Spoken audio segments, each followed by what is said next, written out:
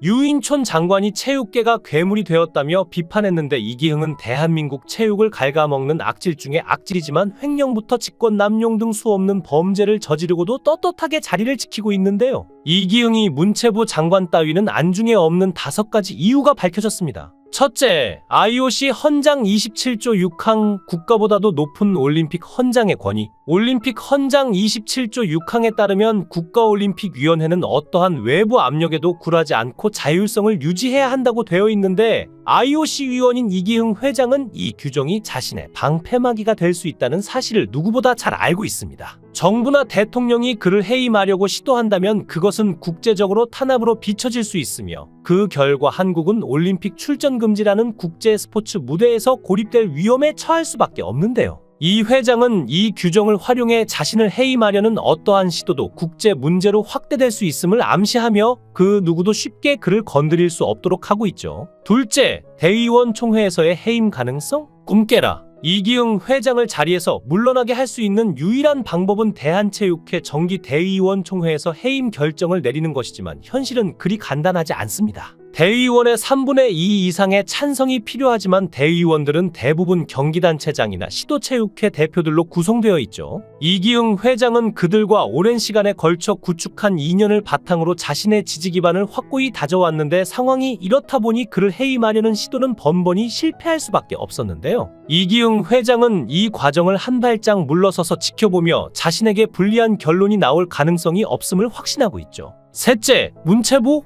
그 정도는 아무것도 아니지. 박근혜 정부 시절 이기흥 회장은 스포츠 대통령이라 불리던 김종 문체부 제2차관과 정면 충돌을 일삼았는데 당시 문체부의 압박에도 불구하고 이 회장은 자신의 입지를 굳건히 지켜냈습니다. 문재인 정부에서도 마찬가지인데 문체부가 행사할 수 있는 최대 권력이 예산 배분이지만 이기흥 회장은 이를 2번이나 겪고 살아남았죠. 그는 이미 2번의 정부를 상대하며 터득한 생존 기술로 인해 문체부의 권력 따위는 크게 두려워하지 않습니다. 오히려 그는 문체부의 공격을 기다리며 이번에도 무사히 헤쳐나갈 자신이 있음을 확신하고 있는데요. 넷째, 정계, 관계, 재계, 종교계까지 막강한 인맥의 마당발. 이기흥 회장을 단순한 체육계 인사로만 보지 마십시오. 그의 인맥은 체육계를 넘어 정계, 관계, 재계 그리고 종교계까지 뻗어 있는데 그가 오랫동안 조계종 중앙신도회장을 역임하며 천만 불자를 대표하는 위치에 있다는 점도 그의 강력한 후원 세력이 됩니다. 이 회장은 이러한 인맥을 바탕으로 자신을 지키고 있으며 이들에게 인사청탁을 받아주고 그들의 비리를 알고 있으니 이 인맥이 자신을 지켜줄 것이라는 믿음을 가지고 어떤 어려움도 헤쳐나갈 준비가 되어 있습니다. 다섯째, 털어봤자 먼지 하나 안 나는 깨끗한 이기흥?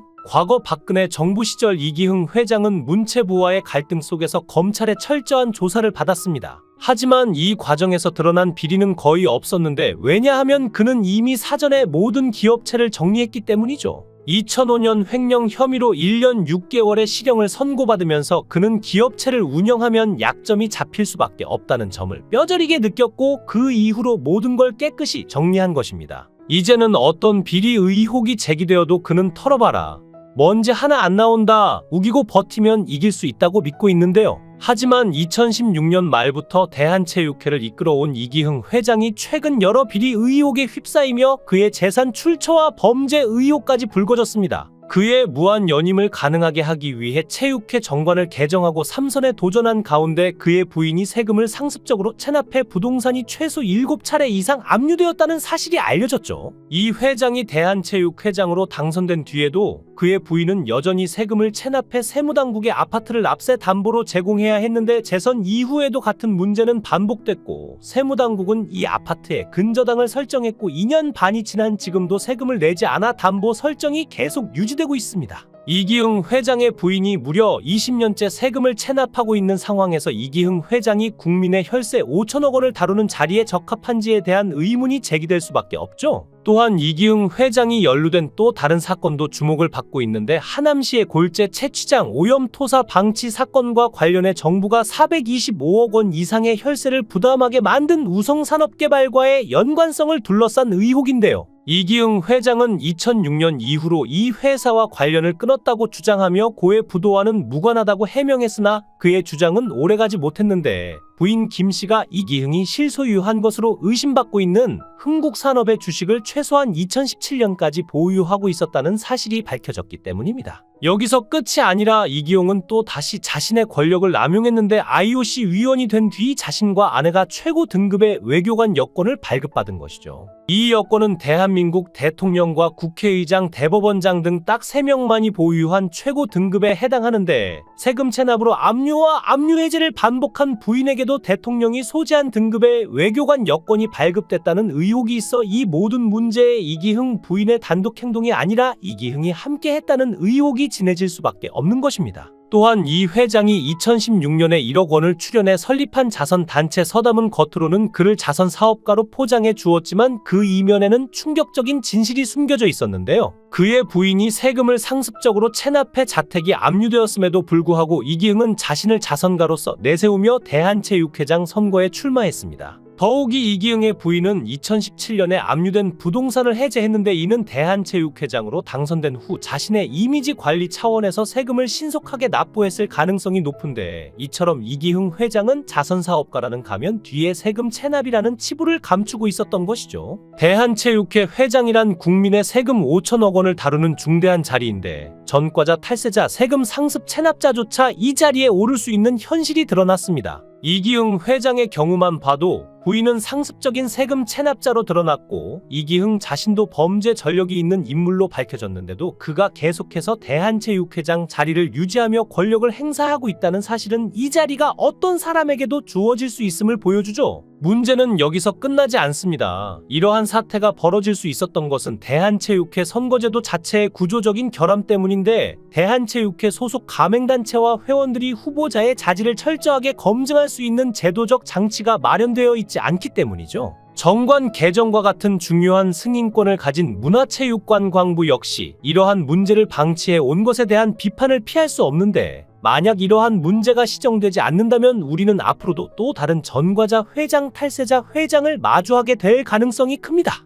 2019년 1월 8일 SBS 단독 보도로 쇼트트랙 심석희 선수가 조재범 코치에게 2014년부터 지속적으로 몹쓸 짓을 당했다는 내용의 보도가 방송되었는데요. 이런 불미스러운 일은 협회에서 관행처럼 있어 왔는데 한국 여자 쇼트트랙 국가대표 심석희 선수를 상대로 3년여간 몹쓸 짓을 저지른 혐의로 재판에 넘겨진 조재범 전 국가대표팀 코치가 1심에서 징역 10년 6개월을 선고받았고 2심에서는 형량이 가중돼 징역 13년을 선고받았죠. 이에 대해 2019년 1월 12일 대한체육회 이기흥 회장이 조재범 코치를 돌아오게 해주겠다라고 발언했다는 증언이 입수되었는데요. 심 선수의 가족들은 그것도 심석희 선수 본인 앞에서 이기흥 회장이 지난해 2월 평창 동계올림픽 기간 중 전명규 부회장과 석희를 불러놓고서 조재범 코치 문제는 내가 해결해 줄게. 잠잠해지면 조재범을 돌아오게 해줄게라고 약속했다며 이 회장의 얘기를 듣고 석희가 큰 충격에 빠졌다고 털어놨는데요. 대한체육회 회장이 선수의 2차 피해 방지나 보호에 나서기는커녕 피해자 앞에서 잠잠해지면 가해자를 돌아오게 해줄게라고 약속했다는 점에서 큰 파장이 일었죠. 지난 2019년 심석희 선수 사건 이후 문화체육관광부 등 정부 기관이 근절 대책을 내놓은 지 얼마 되지 않았는데 또 다시 피겨스케이팅에서 손담비와 결혼한 전 국가대표 이규혁의 동생 이규현 코치가 미성년 제자를 상대로 못된 짓을 한 혐의로 구속돼 재판에 넘겨지면서 다시 한번 수면 위로 부상하고 있는데요. 빙상 쪽이 이런 지저분한 문제가 많이 생기고 있지만 배드민턴 협회도 예외는 아니었습니다. 안세영이 선배들의 빨래와 청소를 하는 등 쌍팔년도식의 선수촌 생활을 한 것으로 전해진 가운데 안세영에게 빨래를 시킨 선배들의 명단이 공개되어 파문이 일고 있는데요.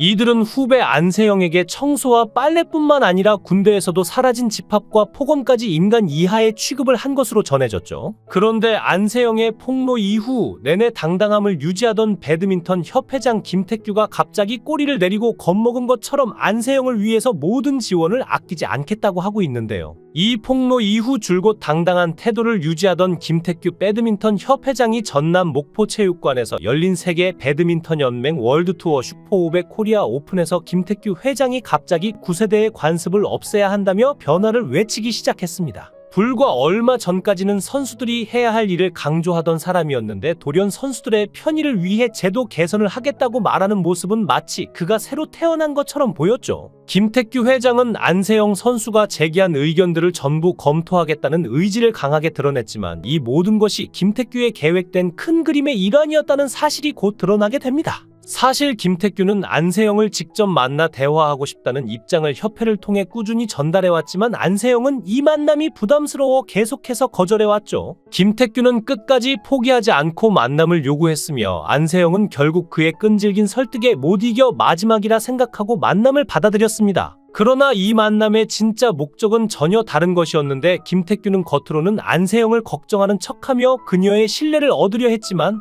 실상은 완전히 다른 계획을 품고 있었죠. 안세영이 미팅 장소에 도착하자 김태규는 사과하는 척하면서 대화를 시작했으나 대화가 이어지던 중 김태규는 갑자기 태도를 바꾸며 지금 이 자리에서 서약서를 작성하라고 요구했습니다. 그 서약서는 다시는 언론에다 협회와 김태규에 대한 비판을 하지 않겠다는 내용이었고 서약서에 사인하지 않으면 이 방을 나갈 수 없다고 협박한 것인데요. 당황한 안세영이 그럴 순 없다고 말하며 방을 나가려 했지만 김태규는 문 앞을 가로막으며 서명을 강요했고 그 상황은 거의 폭력에 가까웠다고 합니다. 김태규는 안세영을 몰아붙이며 윽박지르기 시작했고 방 안은 숨막히는 긴장감으로 가득 찼는데 그 순간 안세영의 부모님이 문을 박차고 들어오지 않았다면 그 방에서 어떤 일이 벌어졌을지 상상조차 하기 어려운 상황이었을 것입니다. 부모님 덕분에 안세영은 무사히 그 자리를 빠져나올 수 있었고 너무 놀란 나머지 다시는 이런 자리에 나오지 않겠다고 결심했습니다. 이 모든 사실이 드러난 지금 안세영의 마음은 어떨까요? 협회로부터 오랜 시간 부당한 대우를 받으면서도 김태규의 사과에 마음이 약해져 그를 용서하려 했던 안세영은 이처럼 끔찍한 배신을 당한 뒤 얼마나 큰 충격을 받았을지 상상도 되지 않습니다. 국가를 위해 대한민국이라는 이름을 달고 각종 세계대회에 출전하여 한국을 널리 알린 국가대표 선수들의 노력이 무색하게 본인들의 재산과 권력을 높이려는 관계자들은 이제는 모두 뿌리 뽑고 청산해야 할 때입니다.